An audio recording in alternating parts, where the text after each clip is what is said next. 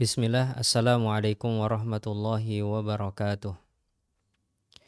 Innal hamdalillah nahmaduhu wa nasta'inuhu wa nastaghfiruh wa na'udzu billahi min syururi anfusina wa min sayyiati a'malina. May yahdihillahu fala mudhillalah wa may yudlil fala hadiyalah. Asyhadu an la ilaha illallah wahdahu la syarikalah wa asyhadu anna Muhammadan abduhu wa rasuluh la nabiyya wa la rasula ba'dah.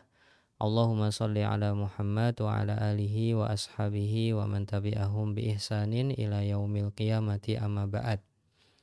Ayah bunda yang dimuliakan Allah Subhanahu wa taala, kita bersyukur atas segala nikmat yang dilimpahkan oleh Allah Subhanahu wa taala kepada kita semua. Salawat beriring salam semoga selalu tercurah dan terlimpahkan kepada uswah hasanah kita Nabi besar Nabi Agung Muhammad Sallallahu alaihi wasallam beserta keluarga, sahabat dan orang-orang yang mengikuti beliau dengan baik hingga akhir zaman nanti. Ayah bunda yang dimuliakan Allah Subhanahu wa taala, di kesempatan pagi hari ini insyaallah kita akan membahas tentang 9 hal yang membuat orang tua tidak mendapatkan apa yang diinginkan dari anak-anak mudanya. Jadi pada kesempatan yang lalu kita disebutkan oleh Dr. Mustafa Abu Sa'ad bahwa orang tua punya banyak keinginan terhadap anak-anaknya. Di antaranya ingin anaknya itu menjadi positif, pengen anaknya itu menjadi seorang yang berprestasi, pengen anaknya itu menjadi orang yang bermanfaat untuk diri sendiri maupun orang lain. Orang tua juga ingin anaknya menjadi anak-anak yang baik, ya, tidak nakal, rambutnya tidak disemir, ya, celananya tidak dirobek-robek, ya, knalpot kendaraannya tidak dirubah-rubah. Kalau dia punya idola, idolanya orang-orang soleh dan orang-orang yang positif dan baik. Orang tua ingin, ya, anaknya menjadi anak yang tertib, disiplin, ya, tidak acak adul begitu ya. Orang tua juga pengen, ya, anaknya itu percaya dengan kedua orang tuanya. Kalau diperintahkan ya melakukan, kalau dilarang ya ditinggalkan. Ya, orang tua punya banyak keinginan. Di antaranya juga anaknya jangan sampai merokok, jangan ikut tren, ya, jangan ikut-ikutan siapa yang pengen diikuti langsung diikuti aja. Jangan seperti itu. Orang tua pengen banyak hal. Itu baru 5. Yang nomor 6 sampai nomor 10 orang tua ingin, ya, anak-anak itu menggunakan seluruh tenaganya di dalam hal-hal yang bermanfaat untuk dirinya ataupun masyarakat. Anak-anak ingin, ya, atau orang tua ingin anak-anaknya perhatian dengan kesehatan dan jasadnya. Orang tua ingin, ya, anak-anak itu ikut bertanggung jawab di dalam anggota keluarganya, ya, punya peran gitu ya. Orang tua ingin, ya, emosi anak-anak itu stabil, pikirannya itu matang. Kalau mau melakukan sesuatu, pikir yang panjang, ya, pengen seperti itu. Orang tua juga ingin anak-anak sukses dalam pendidikan, ya, lulus dengan nilai yang baik, dengan waktu yang tepat. Orang tua punya banyak keinginan. Nah, kata Dr. Mustafa Abu Sa'ad, mengawali 9 hal yang membuat seseorang tidak akan mendapatkan apa yang diinginkan dari anak-anaknya, beliau mengatakan, tadzakkar, ingatlah wahai ayah bunda. Kullu hadhil matalib masyru'atun wa hammatun. Semua keinginan-keinginan tadi itu bagus, penting, disyariatkan, ya, di dalam agama Islam. Tapi kaifa nuhaqqiquha fil waqi'? Bagaimana kita merealisasikannya? Ya, bagaimana metode-metode kita, langkah-langkah kita untuk merealisasikan cita-cita kita yang tadi itu? Anak-anak sekolahnya baik, akhlaknya baik, masa depannya baik, cita-citanya baik, idola-idolanya baik, tertib, disiplin, bermanfaat untuk diri sendiri maupun orang lain. Ya, semuanya keinginan tadi baik. Pertanyaannya, gimana kita merealisasikannya? Wa kaifa naqna'u biha abna'anal murahiqin? Bagaimana kita membuat anak itu bisa merealisasikan apa yang kita inginkan. Apakah kita akan mengekangnya? Apakah kita akan memaksanya? Apakah kalau anak salah dan belum melaksanakan apa yang kita inginkan, kita marah-marah kepadanya? Atau bagaimana? Gimana sih cara merealisasikan cita-cita itu? Ya, hadza huwa su'alul ham. Ini adalah soal yang sangat penting sekali. Bagaimana kita merealisasikannya? Hal yatahaqqaqu hadza bimumarasatina tarbawiyah allati tatasimu bi tis'ah mumarasat la tuhaqqiqul matlub. Ya. Apakah kita bisa merealisasikan cita-cita kita terhadap anak tadi, keinginan kita terhadap anak-anak tadi, harapan-harapan kita terhadap anak-anak tadi dengan metode pendidikan kita yang sekarang ini? Kira-kira bisa atau tidak? Kira-kira akan terrealisasi ataukah tidak? Maka di sini ada 9 tindakan yang malah menjauhkan orang tua dari harapannya terhadap anak-anak muda. Ya, 9 hal yang menyebabkan orang tua tidak mendapatkan apa yang diharapkan dari anak-anaknya, kecuali orang-orang yang dirahmati oleh Allah Subhanahu wa taala. Baik, apa saja ini? Yang pertama, ayah bunda yang dimuliakan Allah Subhanahu wa taala, ad-dabtu az-zaid. Ya, kekangan yang terlalu kencang. Ya, apa-apa diatur, dibatasi, tidak diberi ruang untuk bergerak. Ya, maka anak-anak ini akan terkekang terus. Ibaratnya kuda kalau dikekang terus bagaimana mungkin mau bisa lari? Harus ada saatnya untuk diulur. Ya, diulur sejenak biar dia bisa lari. Ya. Jadi mengekang anak ya bisa jadi itu malah menyebabkan orang tua gagal mendapatkan harapan-harapannya. Namun juga jangan salah dipahami. Kemudian setelah itu dilepaskan begitu saja tanpa ada tali kekang. Enggak, tali kekang tetap kita pegang. Ya. Kalau memang dia sudah terlalu jauh, kita agak tarik dulu. Ya. Fasilitas HP mungkin ada ayah bunda yang memberi, kalau sudah terlalu jauh ya harus kita minimalisir. Ya. Mungkin kita akan bentrok dengan anak-anak kalau sudah diberi HP kok kemudian ditarik lagi itu ya kita mau didiamin anak itu ya orang tua. Ya, susah memang, tapi mau ndak mau kita harus rela terkadang untuk didiamkan anak sejenak. Ya, itu adalah salah satu hal yang penting, kesiapan orang tua untuk didiamkan anak meskipun sejenak. Jadi anak marah ya kita berikan waktu, oh anak saya lagi marah, saya seperti ini kan. Dan itu adalah sesuatu yang wajar. Dan kita latihannya ya bunda sejak anak 2-4 tahun ini, saya pun juga latihan. Terkadang ada hal-hal yang diinginkan anak tapi kita nggak boleh, dia nangis, maka ya kita punya keteguhan jiwa. Dan dulu saya ketika belajar tentang ilmu mengatasi tantrum, guru saya dan teman saya Kak Yogi Kosprayogi mengatakan orang tua itu memiliki peran untuk kontrol.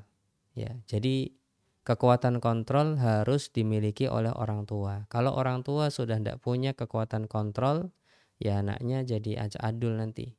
Ya, maka sejak itu ketika anak pengen sesuatu dan menurut pertimbangan saya nggak bagus, ya saya nggak beri.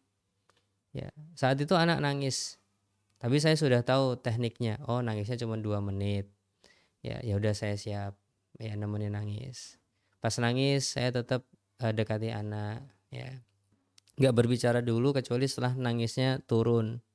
Ya, apa namanya? Sudah masa-masa penenangan jiwa anak baru saya masuk. Ya, alhamdulillah. Ya, memang harus banyak belajar kita dengan metode-metode seperti ini. Ya, seandainya saya belum belajar itu, ya, la qadarullah seperti itu misalkan, maka ya saya tidak tahu kalau orang tua itu harus punya kontrol. Kalau anak nangis itu maksimalnya kalau regulasinya sudah bagus cuma 2 menit. Saya nggak tahu, tapi setelah belajar tahu. Ya, saya bahagia sekali gitu ya. Jadi ad-dhabtu az-zaid ini bermasalah. Jadi yang penting ideal aja lah. Ad-dhabtu al-mu'tadil itu bagus ya. Tadi tali kekangnya tetap kita pegang namun kita ulur. Ya, ada saatnya kita agak menarik, ada saatnya kita mengulur. Narik, ulur gitu ya. Baik, itu ya Bunda. Jadi kalau pegangan kita terlalu kencang, dia nggak akan maju, dan lawannya kita pegang dengan ideal. Begitu ya. Baik, di situ juga dikatakan wastiyat al-akhta. Ya.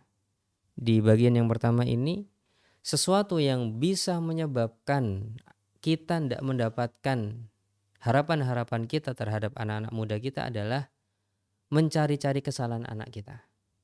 Semakin orang tua mencari-cari kesalahan anak, maka semakin besar orang tua tidak mendapatkan apa yang diharapkannya. Dan kita belajar dari Nabi SAW, beliau bukanlah orang yang mencari-cari kesalahan.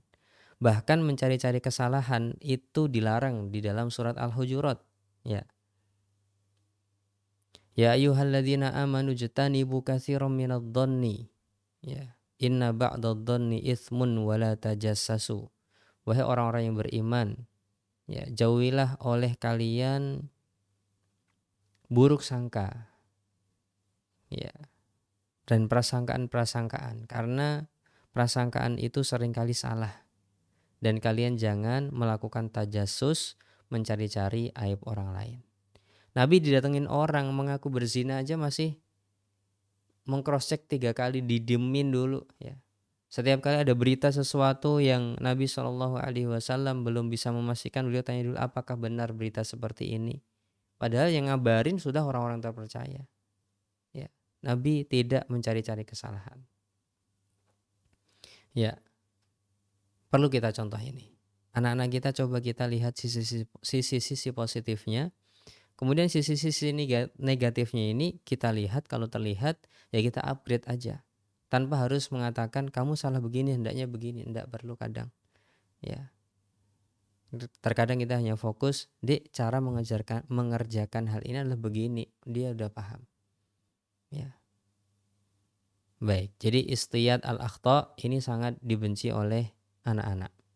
Kemudian yang kedua, ayah bunda yang dimuliakan Allah Subhanahu wa taala, an-naqdu wal-laumu wat-tahbitu. Ya. Kritikan, celaan, dan merendahkan. Wah, ini 3 ini sangat mengerikan sekali ya efeknya. Kritikan, celaan, dan perendahan. Ya. Ini sangat berbahaya. Ya. Bolehlah kita mengkritik, tapi kalau merendahkan dan mencela, saya yakin nggak bisa. Dan kritik pun harus kritik yang membangun dengan metode yang bagus. Ya, nak, setahu ayah cara mengerjakan ini begini. Nah, itu kritik yang membangun dengan cara yang bagus. Insya Allah anaknya ngerti. Oh, ayahku cuma sharing cara yang bagus seperti ini. Tapi kalau kamu itu memang ya melakukan kayak gini kok kayak gini, ya mana mungkin bisa. Itu anak rasanya direndahkan. Dan itu tidak bagus. Hubungan orang tua pasti akan jauh, dan kalau anaknya tidak disentuh rahmat Allah Subhanahu wa taala ya tidak bisa, susah. Baik. Jadi ayah bunda yang dimuliakan Allah Subhanahu wa taala, metode kritik, celaan, dan perendahan ini hendaknya benar-benar dijauhi, karena orang Islam tidak seperti itu ya. Wailul likulli humazatil lumazah, itu kan ayat untuk menegur agar kita itu tidak menjadi orang yang suka mencela dan merendahkan orang lain. Terlebih anak-anak kita. Anak-anak kita itu pengennya didukung terus, dimotivasi terus sama orang tuanya, bukan direndahkan, bukan dicela. Begitu ya bunda. Baik, kemudian yang ketiga yang menyebabkan orang tua tidak mendapatkan apa yang diharapkan dari anak-anaknya tadi adalah at-tadlilu ya. terlalu banyak memberi informasi, ya. Makanya Nabi Shallallahu Alaihi Wasallam komunikasinya itu terbatas dengan para sahabatnya, tidak terlalu banyak memberikan informasi. Bahkan ada sahabat yang dikasih tongkat sama Nabi Shallallahu Alaihi Wasallam, sudah ini tongkat ini untukmu. Dibawa pulang ditanya tongkatnya untuk apa, ya. Ya. Baru orang itu berangkat lagi ke Nabi Shallallahu Alaihi Wasallam minta arahan. Ya. Terkadang Nabi Shallallahu Alaihi Wasallam seperti itu tidak terlalu banyak mengarahkan, ya, kecuali memang diperlukan, ya. Ya, dan arti tidak terlalu banyak ini kalau memang diperlukan diberikan 1-2 kalimat itu udah cukup. Ya, tapi kalau orang tuanya banyak berbicara, ya itu namanya tadlil dan tidak di waktu yang tepat, ya anaknya akan bosan nanti dengan orang tuanya. Baik. Watarkul aulad yaf'aluna ma yuriduna. Ya. Kemudian yang sebaliknya adalah membiarkan anak melakukan apa yang dia kehendaki. Ya, ini juga nggak bagus, ya. Jadi terlalu nyetir nggak bagus, terlalu membiarkan juga nggak bagus. Makanya tadi kita ibaratkan dengan kuda yang kita pegang tali kekangnya, kadang kita julurkan, kadang kita tarik.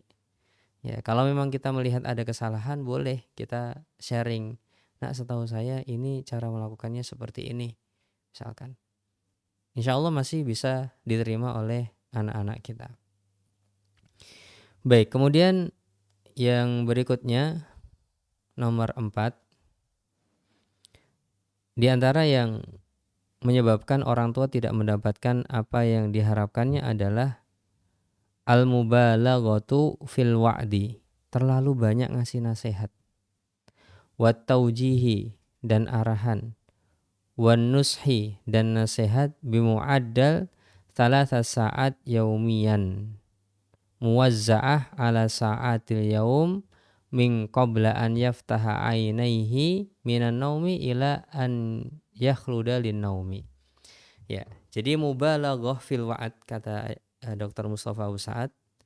Jadi kata beliau, kalau kita memberi nasihat, arahan dan bimbingan lebih dari 3 jam per hari. Jadi 3 jam per 24 jam. Sejak dia mau membuka mata sampai mau menutup mata, kok 3 jam nasihat kita, maka itu malah menjauhkan orang tua dari harapan-harapannya. Kenapa? Karena anaknya bosan. Ya, bapakku banyak ngomong, ibuku banyak ngomong, banyak mengarahkan, banyak menasehati. Itu tidak disukai. Nah, 3 jam ini tidak harus satu kali duduk, tapi bisa aja saat ini semenit, nanti 20 menit lagi semenit. Ya udah berapa itu? Nanti di lain waktu jadi 5 menit. Nah, di jam berikutnya jadi 20 menit. Ada yang 1 jam misalkan. Ya sudah. Maka anak-anak tidak suka kalau terlalu banyak dinasehati. Ya. Mereka sukanya kalau diajak berdiskusi, diajak ngobrol bareng, insya Allah masih suka. Ya, apalagi ngobrol itu sesuatu yang nyaman, enak gitu ya, disukai banyak orang. Ya, dan anak-anak suka seperti itu dengan orang tuanya ngobrol, ya santai, tertawa bareng, ya itu sesuatu yang sangat menyenangkan hati anak, membuat anak itu dekat dengan orang tuanya. Baik, saya juga ingat dengan sebuah hadis Nabi Shallallahu Alaihi Wasallam yang diriwayatkan oleh Imam Al-Bukhari nomor 70 dari sahabat Ibnu Mas'ud radhiyallahu anhuma, bahwasanya kana Nabi Shallallahu Alaihi Wasallam yatakhawwaluna bil mau'idati makhafatas sa'amati alaina. Nabi Shallallahu Alaihi Wasallam adalah seorang yang mempersedikit jumlah nasihat beliau kepada kami, karena beliau takut kalau nasihat-nasihat beliau itu menjenuhkan kami, membuat kami bosan. Ya, itu adalah perkataan Ibnu Mas'ud. Dan perkataan itu dibawakan Ibnu Mas'ud ketika murid-murid Ibnu Mas'ud minta agar sang guru memberikan nasihat, khutbah atau kajian setiap hari. ya. Maka nggak diterima sama Ibnu Mas'ud. Ya, saya mau memberikan kajian 1 minggu sekali saja. Yang lainnya udah urusi dunia, bekerja, beribadah sendiri, ya bermanfaat untuk orang lain ataupun yang lainnya, ibadah-ibadah yang lain. Tapi kajian dari saya hanya 1 kali seminggu. Kemudian beliau membawakan hadis itu tadi. Dan apabila kita lihat dari khutbah-khutbah Nabi Shallallahu Alaihi Wasallam, baik khutbah Jumat, khutbah Arafah maupun khutbah-khutbah yang lainnya, seringkali khutbah-khutbah Nabi Shallallahu Alaihi Wasallam adalah khutbah-khutbah yang pendek. Ya, diteliti oleh Dr. Mustafa Abu Sa'ad. Ya, khutbah yang terpanjang sekitar 3 menitan kurang lebih. Ya, itu khutbahnya Nabi Shallallahu Alaihi Wasallam. Ya, bahkan itu ditekankan juga oleh Syekh Shalih Al-Utsaimin hafizahullahu taala, bahwa hendaknya kita mencontoh khutbah Nabi, di mana khutbah Nabi itu lebih pendek daripada sholatnya. Padahal Nabi kalau sholat Jumat hanya membaca Sabbihisma rabbikal a'la dan hal ataka haditsul ghasyiyah, ya, surat Al-Ghasyiyah. Baik. Jadi ya kita perlu untuk mencontoh Nabi Shallallahu Alaihi Wasallam ini. Ya, karena banyak memberi nasihat adalah sesuatu yang menjenuhkan. Baik, kemudian ayah bunda yang dimuliakan Allah Subhanahu wa taala, di sini disebutkan nomor 5. Nomor 5 adalah at-tashkiku fil qudurati wal akhlaki.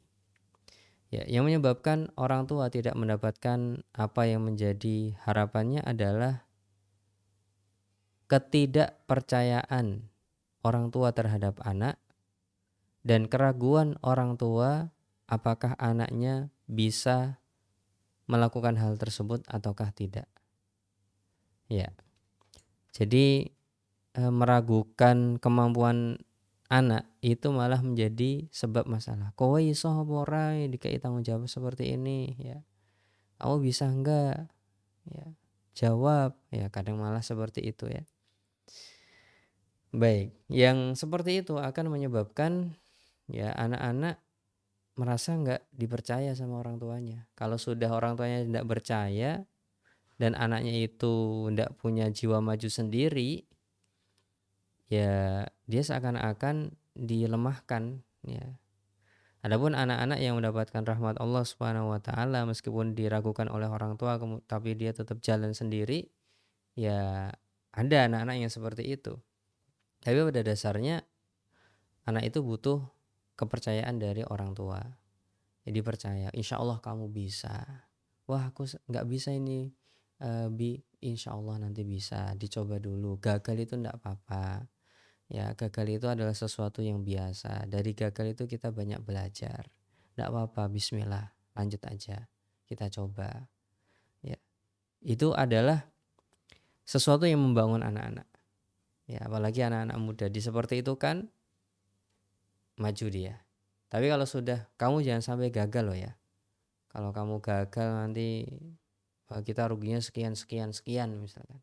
Ya dia jadi takut. Tapi kalau udah enggak apa-apa gagal. Nanti gagal ya kita cari solusi lagi gitu. Insya Allah caranya kalau seperti ini aman gitu. Baik, disuruh mencoba, ya, diberikan kepercayaan. Baik, ini yang kelima ayah bunda, bahwasanya ketika seorang ayah ataupun seorang ibu banyak meragukan anaknya, ya, kemampuannya maupun akhlaknya, maka itu menjadi sebab anak-anak tidak berkembang. Kenapa? Ya salah satu alasannya juga ya bunda, karena ketika anak belum memiliki sebuah keterampilan pada adab, akhlak maupun kemampuan, mereka harus berlatih dan belajar. Yang namanya berlatih dan belajar itu butuh semangat, ya, butuh kekuatan dari orang luar, ya, butuh motivator, butuh supporter, ya. Maka kita harus menjadi supporter mereka. Ayo, insya Allah bisa, Bismillah, ya. Itu anak maju, ya, insya Allah taala. Baik, kemudian yang keenam di sini dikatakan al-iqabu bikulli anwa'ihi. Di antara yang menyebabkan orang tua tidak mendapatkan apa yang diharapkan dari anak-anaknya adalah ketika orang tua menghukum anaknya dengan segala jenis hukuman, ya, dengan segala jenis hukuman. Ndak diberi ini, ndak diberi itu, ya. Dan yang semisalnya, ya, sesuatunya ditarik fasilitasnya misalkan, ya. Pokoknya segala hukuman atau apalagi yang bentuknya ucapan ataupun fisik, ya. Kalau wallahu alam mungkin maksud beliau lebih ke fisik ini, menampar anak, memukul anak, menendang anak, mencambuk anak, ya. Maka segala hal yang bentuknya seperti ini akan menyebabkan anak itu jauh dari orang tuanya. Dan kalau anak sudah jauh dari orang tuanya, ya pasti harapan-harapan orang tuanya tidak akan eh, dia usahakan, ya, karena anak-anak itu untuk apa namanya, merealisasikan keinginan orang tua tadi, bunda, itu butuh pengorbanan. Nah, orang tua saja tidak mau mengorbankan sedikit dari anunya kok, dari apa perasaannya, ya. Dia menghukum saya terus, ya, saya nggak maulah berkorban untuk dia, ya. Itu akan ada di sebagian anak, ya. Maka hukuman-hukuman seperti ini eh, perlu untuk dipersedikit ayah bunda, dan kalau bisa dinolkan dari anak-anak kita. Kalau kita memang nggak suka, kita sampaikan dengan cara yang baik, dengan komunikasi yang baik, sehingga tidak ada hukuman-hukuman seperti itu. Kemudian yang ketujuh di sini disebutkan adalah al-ihanat, ya, ini sama perendahan namun bahasanya lebih umum daripada yang sebelumnya, ya, daripada an-naqd, al-laum dan at-tahbid, kritikan, celaan dan perendahan. Kalau al-ihanat, ya, banyak sekali turunannya. Menendang anak itu bentuk penghinaan, memukul anak itu bentuk penghinaan, karena menganggap ya anak itu pantas untuk diseperti itu kan. Karena kalau orang tua yang merasa anaknya ini terhormat, ya, maka tidak mungkin itu akan dilakukan. Coba kita bayangkan, ya, apabila ada anaknya Pak Kepala Desa dititipkan di tempat kita, apa mungkin kita pukul dia? Tidak mungkin. Apa mungkin kita tendang dia? Tidak mungkin. Apa mungkin kesalahan sebesar apapun, apa mungkin kita cambuk dia? Tidak mungkin. Ya, kenapa kok itu ada? Karena kita menghormati anak itu gara-gara dia anaknya Pak Kepala Desa. Ya, tapi kalau sudah kita menganggap kepala desanya nggak terhormat, anaknya nggak terhormat, bisa jadi itu akan dilakukan. Ya, jadi alihanat, merendahkan ini adalah salah satu yang menyebabkan anak-anak tidak bisa merealisasikan apa yang diharapkan dari orang tuanya. Dan kita pun tidak diajarkan dalam agama Islam kita untuk merendahkan siapapun, ya. Anak kita apalagi jangan sampai direndahkan, orang tua kita apalagi jangan sampai direndahkan. Pokoknya hal-hal yang merendahkan itu bukan dari ajaran Islam. Bahkan di dalam Al-Quran dikatakan walaqad karromna bani Adam, kami jadikan manusia itu terhormat, ya, dan punya software untuk dihormati. Semua orang tidak suka dihinakan dan direndahkan. Itu setiap orang, siapapun, yang kaya maupun yang tidak, yang bisa makan 3 kali sehari maupun yang 1 kali sehari, semuanya tidak ingin direndahkan, semuanya pengen dihormati, ya, dihargai, ya, karena itu sudah software otomatis dari Allah Subhanahu wa taala. Maka anak-anak kita ya bunda yang sering berinteraksi dengan kita jangan sampai direndahkan di usia-usia mudanya, sudah 12-an tahun lebih kok direndah-rendahkan, nanti dia akan jauh dari kedua orang tuanya.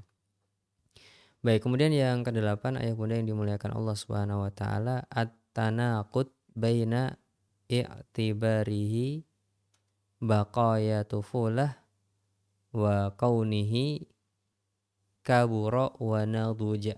Ya. Ada sebuah kontradiksi atau sesuatu yang tidak konsisten di dalam diri orang tua yang mengatakan bahwasannya anakku ini di posisi mana? Apakah dia masih punya sifat kekanak-kanakan atau sudah benar-benar dewasa? Apabila orang tua tidak bisa memastikan dia di posisi mana, maka itu akan menjadi sebab orang tua tidak mendapatkan apa yang diharapkan.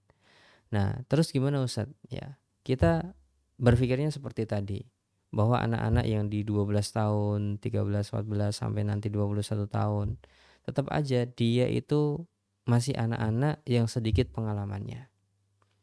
Ya. Namun kita sedang mengupgrade dia untuk terus semakin dewasa dan matang. Kemudian kita siap dengan ekspektasi yang rendah, bahwasanya anak kita ini manusia bukan malaikat, yang artinya kalau manusia pasti akan banyak salahnya, dan kita siap menerima itu. Kemudian kita upgrade terus, kita upgrade mana yang sisi-sisi kurangnya, sehingga dia menjadi orang yang lebih unggul lagi daripada biasanya.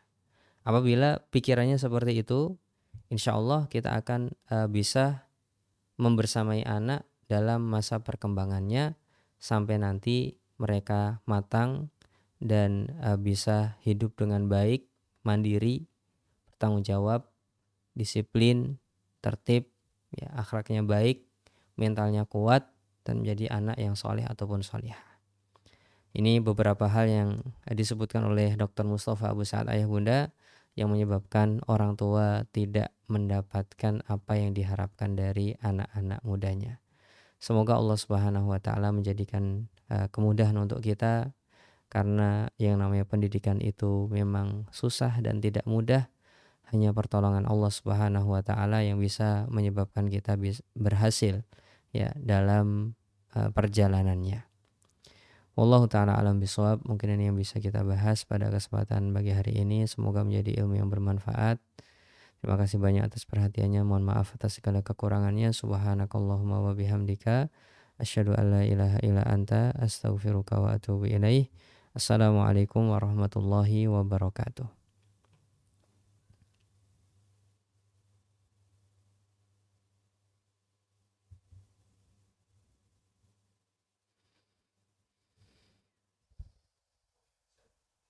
Jazakallah khairan Mas.